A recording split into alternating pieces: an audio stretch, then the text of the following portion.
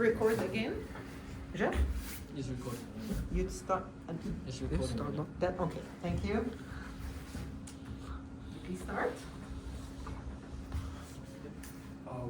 Welcome students and teacher. Our group has got given the task of doing the Transnational Education Department for UTS College. Our group consists of Anson, Jake, Daryl and me. I'll be passing it off to Anson to talk about the department overview. Yeah, my part is the department overview. So the TNE school name is the Transnational Education. It's a institution of the UTS College. It is manage academic operation with the partner and the coordinates communication across the multiple stakeholders, and so pays to management every semester to prepare the class, and it's to solve the problem of the teachers. So now this department faces many challenges, like the inefficient communication. Like there are many steps about to talk about the problem. Like the teacher will talk to the partner, and the partner will talk to the coordinators, and after that they also to talk about the teams, like student center, like IT teams. So it's too terrible to talk about. So it has a low efficiency, and after that there are also like the recorder differently. Like so they are talk about use the email and the call. So the problem is not too easy to find. So maybe sometimes we'll miss some message, and also it's about the scheduling burden, like the calendar to put the class, but every country has the different holidays, so it's difficult to distribute the time rationally. So because of these many challenges, so we need some new systems to improve the management. So next, the Jack will tell us to how to use the new systems to improve the department. So the problem facing TNE is that everything is currently done manually. So the TNE coordinator works by herself. So when there's issues overseas, they have to email her, and she has to send those emails to the staff in the Sydney Institute. So it's very time consuming, it's all through email, and it could do with a lot of improvement. And additionally, the academic calendar is also done manually on Excel. So the calendar is different for every single institute. So say in China, they have to worry about special dates like Chinese New Year, or like here we have like Australia Day, so they have to, there's a bunch of different things that they have to look out for. And yeah, next slide. So the information system overview. So the discussion board, which is a knowledge management system, will be implemented to track and document the messages and concerns from the offshore department, which will be able to be accessed by the service team here in Sydney, the coordinator, all the staff that are required. So this will effectively cut out the middleman, so she won't have to worry about having to answer these emails anymore. And this will also use an AI chatbot to easily identify issues and solutions. So they can search up on the AI chatbot issues, and as it is documented, they can look at past issues and solutions and hopefully use that to their advantage. And with the academic calendar, it uses an expert system to create drafts of the academic calendar, and it essentially avoids all key dates to improve the overall time management. There won't be any more Excel sheets as well. So yeah, I would like to pass it on to Daryl, who will be talking about data storage structure and IIS acquisition. Thank you for that, Jake. So as for the data storage structure for our information system, for our discussion board, we have chosen to use a relational database solely because we know for a fact that the expected data output would be structured data. Furthermore, it is an OLTP system which aligns with our business needs. As for our automated calendar, we have chosen to adopt a NoSQL database because it has a flexible schema. To give you an example of this, let's say you have two calendars, Indonesia and Bangladesh calendar. Let's just say the Indonesian calendar has more holidays than a Bangladeshi calendar. With a traditional relational database, you will not be able to cater with this additional holiday. Give you another example, let's just say Indonesia all of a sudden has a new national holiday. With a rigid schema, they won't be able to cater to this unexpected change. But with the flexible schema like NoSQL database, it would be able to cater for it. And to top it all off, it also aligns greatly with our business process since it is a OLTP system. Next.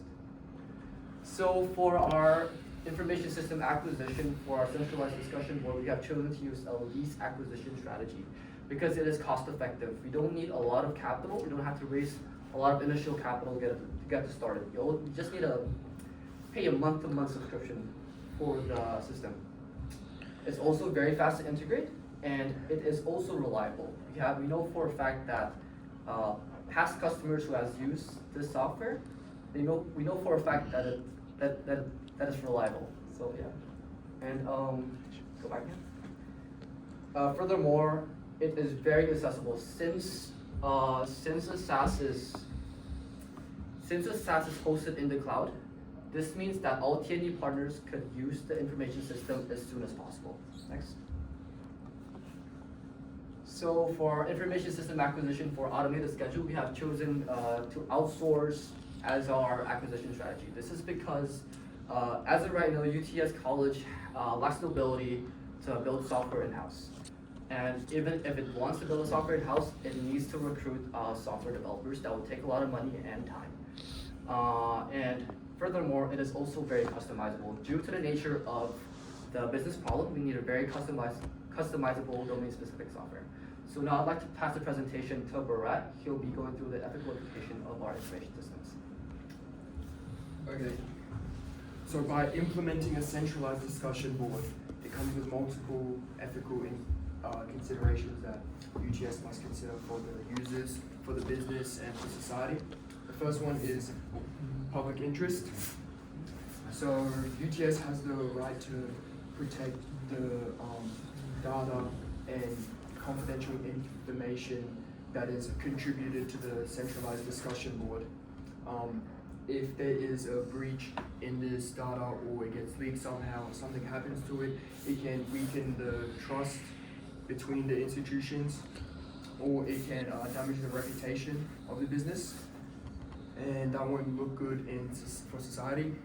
Additionally, if we want to go more specific, it uses an AI chatbot to, the centralized discussion board uses an AI chatbot, and that comes with a lot of concerns about the data that is being uploaded. It raises questions about consent and how the data is being used, and thus UTS must consider those ethical implications about the AI chatbot.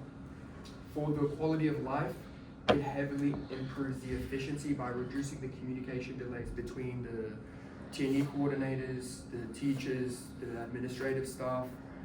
Thus, this takes the burden off the teachers, making it a smoother learning experience, not only for the teachers, but also as an outcome for the students. And for competence, so the UTS has the responsibility to train the staff to learn how to use the centralized discussion board, and they must know what it is the limitations of the centralized discussion board and what is the benefits, what can it do for us. And also they must know with the AI chatbot, they have to understand what data is being uploaded, how the data is being shared with the AI chatbot, stuff like that, so they have to understand the terms and conditions. So UTS has the responsibility to train the staff to see the system. So the automated calendar system comes with multiple ethical implications with the PAPA framework. For the first one is privacy. So the data that is being uploaded such as, let's say, staff times, holidays, student assessments, stuff between the administrative staff. That has to be extremely confidential, it has to be protected heavily, and the access must be very limited, only to authorized personnel. And even if there is authorized personnel getting access to this limited information, there has to be some sort of heavy authentication in place, just as like an extra layer of security backup, because it is information that is all about the school, not only in here but also abroad. For the accuracy of the calendar system, it has to be extremely reliable and accurate, because otherwise there will be overlapping holidays, overlapping assignments, overlapping breaks, stuff like that. And also UTS has the responsibility to train the staff to see the errors that they have done and like steps to fix that and overcome those errors. For the property of the calendar system, UTS has the responsibility to define ownership clearly. They have to define who is in ownership of the data that is being uploaded to this automated calendar system and the outputs of the system. By maintaining the security, by protecting the rights of the information system, and maintaining the accuracy of the calendar system, it increases efficiency, minimizes the human error, thus this gains trust from the larger community between institutions and the wider broader community. I'll be passing it on to Anson to complete the ethical implications. Yeah. So use these two systems, they have many benefits, like the discussion board, there has a higher efficiency, because there has a space to discuss. There are many problems can in this space, and everyone can use this space to see the solution. And there has a database, database includes the many problems that the other institutions teachers maybe will meet the similar problems, so they can use the database to quickly find the solution to solve the problem. And like the calendar systems, there has the AI to check the day, like the class. So those holidays in different country, the AI will check, and there are less conflicts to the class, and the manual work maybe have some error, but use the AI check, it has more accuracy.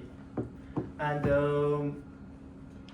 so we use these two systems, we can let more teachers and more staff to do other work, and they have less stress in the difficult things like this, like the use the day to